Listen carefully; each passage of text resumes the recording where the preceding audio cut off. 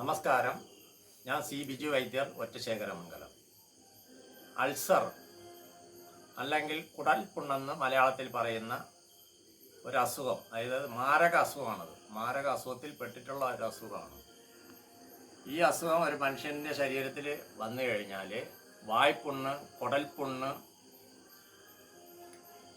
ഈ ബുദ്ധിമുട്ടുകൾ കൊണ്ട് നല്ലവണ്ണം ബുദ്ധിമുട്ട് അനുഭവിക്കുന്ന ഒരു രോഗമാണ് ഈ കുടൽപുണ്ണ്. കുടൽപുണ്ണ് മാരക അസുഖം എന്ന് ഞാൻ പറയുന്നത് അതൊന്ന് വേണമെങ്കിൽ ശാലം വ്യക്തമാക്കി തരാം. ഈ കുടൽപുണ്ണും വായ്പുണ്ണും വന്ന് വായിൽ ഭയങ്കര സ്മെല്ലുണ്ടാകും. ചൂടുള്ള ഒന്നും കഴിക്കാൻ പറ്റത്തില്ല. എരിവുള്ള ഒന്നും കഴിക്കാൻ പറ്റാതെ ആയിരക്കണക്കിന് ആൾക്കാർ കഷ്ടപ്പെടുന്നതായിട്ട് ഞാൻ അറിയുന്നു. അങ്ങനെയുള്ളൊരു ബുദ്ധിമുട്ട് വരും. പിന്നെ അതേപോലെ തന്നെ ഇത് മാരക അസുഖമായി മാറുന്നത് എങ്ങനെയാണെന്ന് വെച്ചാൽ, ഇത് വായിൽ നിന്നും കുടലിൽ നിന്നും ഈ കൊച്ചു കുരുക്കളായിട്ടുള്ള ചെറിയ ചെറിയ കുരുക്കളുണ്ടായിരിക്കും ശരീരത്തിൽ, കുടലിൽ. ഇത് നമ്മൾ കഴിക്കുന്ന ആഹാരവും ശരീരമായിട്ട് പ്രവർത്തിച്ച് ഒരു ഇൻഫെക്ഷൻ ഉണ്ടാകും ഭാവിയിൽ കുറേ കാലം കഴിയുമ്പോഴത്തേനും. അതായത് ഇത് അൾസറുള്ള ആൾക്കാർക്ക് കുറേ കാലം കഴിയുമ്പോഴത്തേനും ഇങ്ങനെ ഒരു ബുദ്ധിമുട്ടുണ്ടാകും. ഈ കുടൽപുണ്ണുകൾ, ഈ വീക്കങ്ങളെല്ലാം കുറച്ചുകൂടെ വലുതായിട്ട് അകത്തോട്ട് ഇൻഫെക്ഷൻ ആകുമ്പോഴത്തേനും ശരീരത്തിനകത്തോട്ട് ഇത് കയറുകയും ശരീരത്തിനകത്തോട്ട് ഇൻഫെക്ഷൻ ഉണ്ടാകുകയും വലിയ അസുഖം, ഇത് ക്യാൻസർ പോലെയുള്ള വലിയ അസുഖങ്ങൾ ഭാവിയിൽ വരാൻ ചാൻസ് ഉള്ളതുമായിട്ടുള്ള ഒരു അസുഖമാണ് കുടൽപുണ്ണ്. കുടൽപുണ്ണ് അത് ഒരാൾപ്പെട്ട മരുന്നുകളിലൊന്നും, ഇന്ന് നിലവിലുള്ള ഒരാൾപ്പെട്ട അംഗീകൃതമായിട്ടുള്ള ചികിത്സാ സ്ഥാപനങ്ങളിലൊന്നും ഇതിനുള്ള മരുന്നില്ല.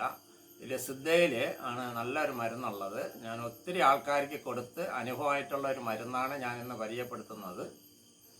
ഈ മരുന്ന് കുറച്ചാൾ കഴിച്ചു കഴിഞ്ഞാൽ ഈ കുടൽപുണ്ണ് എന്നേക്കുമായി മാറിപ്പോകും. പിന്നെ കുടൽപുണ്ണുള്ള ഒരാൾക്ക് കുടൽപുണ്ണ് വന്ന് കുറച്ച് ദിവസം കഴിയുമ്പോഴത്തേനും അവർക്ക് ഗ്യാസിൻ്റെ ബുദ്ധിമുട്ട് വരും. പിന്നെ അവർക്ക് വെള്ളം പോലും കുടിക്കാൻ പറ്റാത്ത ഒരു ബുദ്ധിമുട്ട് വരും. ഗ്യാസ് വരും. ആഹാരമൊന്നും കഴിക്കാൻ പറ്റത്തില്ല.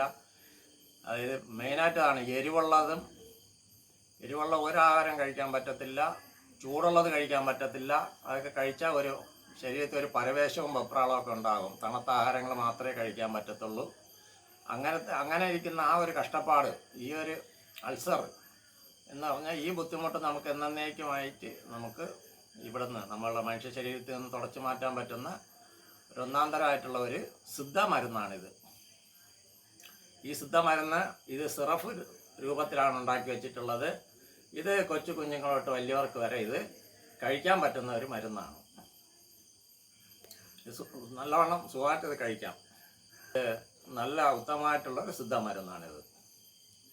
ഇത് അഗസ്ത്യാദി പരമ്പര വഴി ഞങ്ങളെ കുടുംബത്തിൽ തലമുറ കൈമാറി വന്നിട്ടുള്ള ഒരു ഔഷധക്കൂട്ട് കൊണ്ടാണ് ഈ മരുന്ന് നിർമ്മിച്ചിട്ടുള്ളത്.